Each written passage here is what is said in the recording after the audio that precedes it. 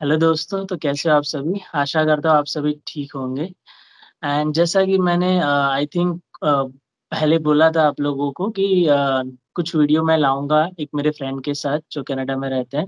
So finally हमारे साथ अजिंक्य हमारे साथ है एंड ये मेरे कॉलेज के फ्रेंड हैं। हमने सेम ईयर में अपनी डिग्री खत्म की थी, बट उसके बाद हम डिस्कनेक्ट हो गए थे। मैं अलग जगह था और अजिंक्य अलग जर्नी पे थे। बट फाइन दोनों कहीं न कहीं अब जाके कनेक्ट हुए हैं एंड मुझे एक मौका मिला है कि मैं इनका एक्सपीरियंस आप लोगों के साथ शेयर कर सकूँ।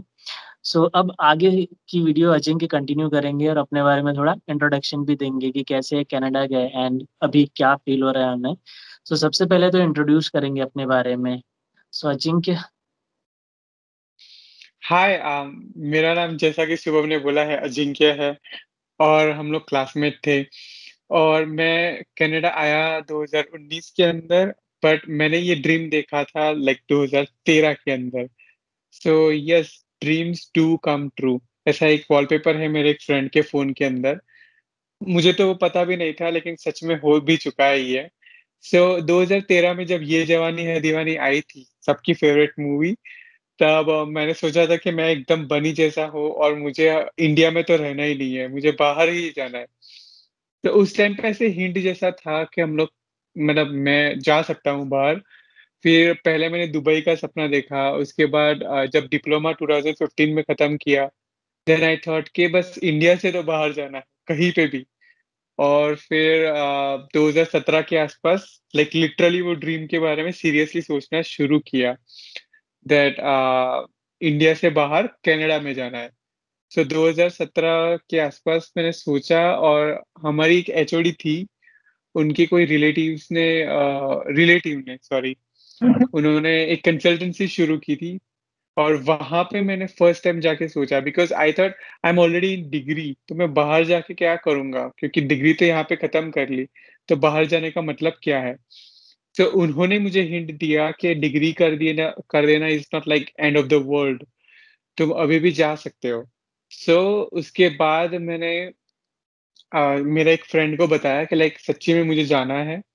सो ही सजेस्ट में मतलब उन्होंने मुझे सजेस्ट किए हमारे वडोदरा की मार्केट की सबसे बेस्ट कंसल्टेंसी। और वहां पे जाके मैंने इंक्वायरी की, और हमारे जो फाइनेंसर होते हैं सबके जैसे, वैसे ही हमारे पापा। सो उनसे बात की कि लाइक सच में जाना है कनाडा, तो एक बार बात करके आते हैं। सो उनको लेके गया उस कंसल्टेंसी के अंदर, फिर उन्होंने बताया कि इस तरीके से जाया जा सकता है, एंड उन्होंने बताया कि यस, पॉसिबल है। ऐसा नहीं है कि डिग्री कर दी यानी खत्म। फिर उन्होंने सारे रास्ते बताए। 1 साल तक मैंने आईएलटीएस की पढ़ाई की। सी, आईएलटीएस की पढ़ाई इज टोटली पर्सनल, मतलब वो सब्जेक्टिव है, किसी के ऊपर भी चेंज हो सकती है। मैंने 1 साल में किया। यहाँ पे कुछ लोग ऐसे भी होंगे जिन्होंने 1 महीने अंदर खत्म कर दिया।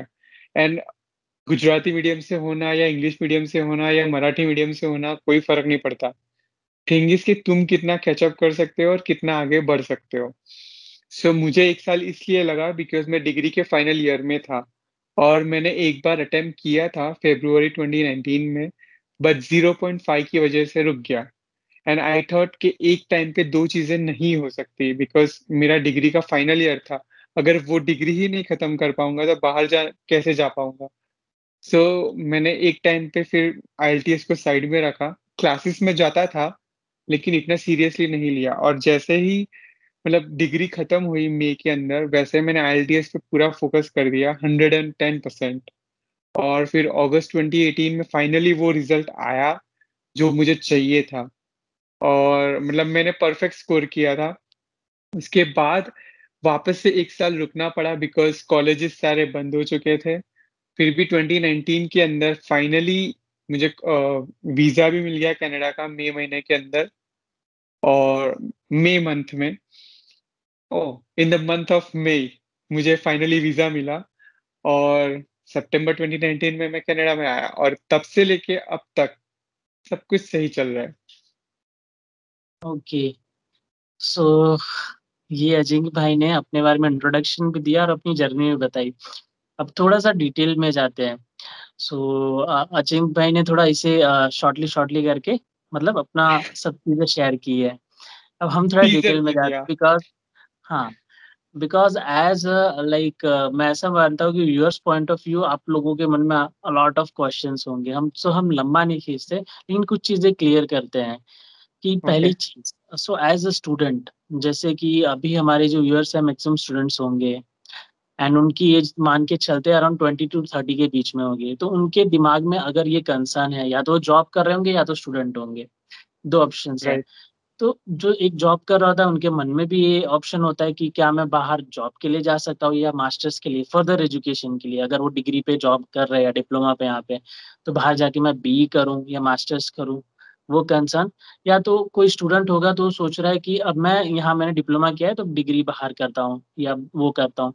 तो जैसा अजिंक्य आपने बताया, आप एक फेज़ से जा चुके हैं। मीन्स ये आपने डिग्री किया एंड फिर आगे की पढ़ाई के लिए मतलब आपने सोचा कि अब मैं बाहर जाऊँगा। सो ये जर्नी आपने जैसे बताया कि आपको कॉलेज में से कहीं से कुछ रेफ़रेंस मिला कि किसी का था कुछ तो उन्होंने आपको बताया कि आप जाओ वहाँ पे उनसे बात करो। सो आपने जर्नी स्टार्ट की तो क्या-क्या चीज़ें चाहिए होती हैं हमें? मतलब जैसे कि एक आईएलटीएस की एग्ज़ाम हो गई, तो क्या-क्या चीज़ें चाहिए इस प्रोसेस में इन्वॉल्व होने के लिए और स्टार्ट करने के लिए? ओके, सो सबसे पहले तो कंसल्टेंसीज़ होती है। बहुत सारी कंसल्टेंसीज़ है हमारे वडोदरा के अंदर, और हुँ, जहाँ पे भी आप गुजरात के अंदर जहाँ पे भी रह रहे हो, वहाँ पे कंसल्टेंसीज़ है।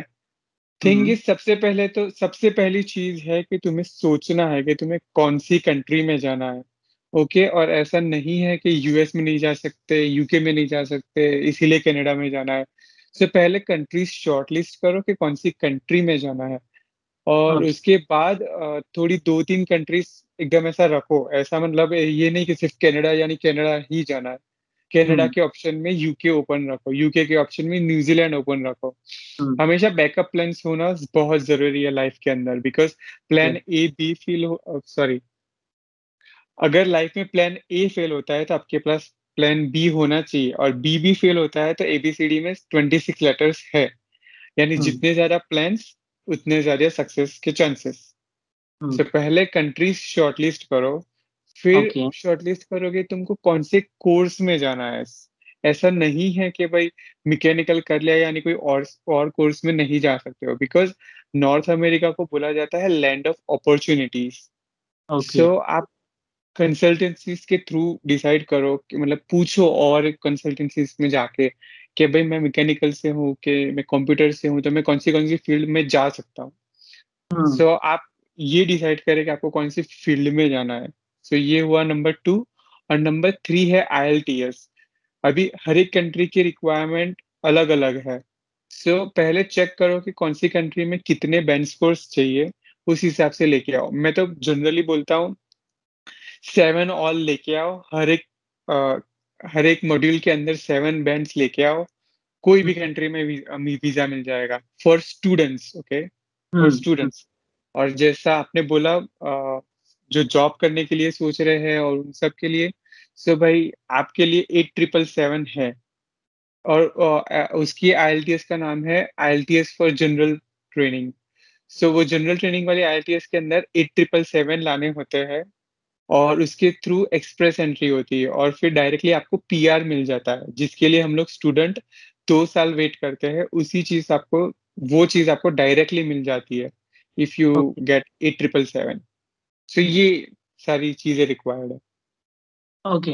सो जैसा कि बताया कि आपने बहुत बेसिक से बताया कि पहले तो हमें अगर बाहर जाना है तो कंट्री डिसाइड करें कि कौन-सी कंट्री में जाना है। देन कि एजुकेशन आपको क्या करना है बिकॉज़ बाहर बहुत सारी अपॉर्च्युनिटी है, लिमिटेड नहीं है कि आपने डिप्लोमा किसी और से किया है तो आप डिग्री किसी और से नहीं कर सकते या मास्टर किसी और से नहीं कर सकते, राइट? सो वो डिसाइड करना है। फिर हमें कॉलेजेस डिसाइड करनी है कि कौन-सी कॉलेजेस में हमें वो एंट्री लेनी है, तो उस हिसाब से हम अपना आईएलटीएस का बैंड वो कर सकें, स्कोर कर सकें, राइट? सो ये कुछ राइट। 3 पॉइंट्स हैं। एंड उसके बाद की जर्नी कैसी रहती है अजिंक्य? जैसे आप इसके बाद की समझ लो कि अब किसी बंदे को कनाडा जाना है। अभी हमारे हुँ। साथ आप हैं, तो आप ही का एक्सपीरियंस ले लेते हैं। तो आपने आईएलटीएस में कुछ रिक्वायर्ड स्कोर कर दिए। तो आपके केस में कैसा था कि कंट्री आपने सोच रखी थी, आपने आपके केस में कनाडा।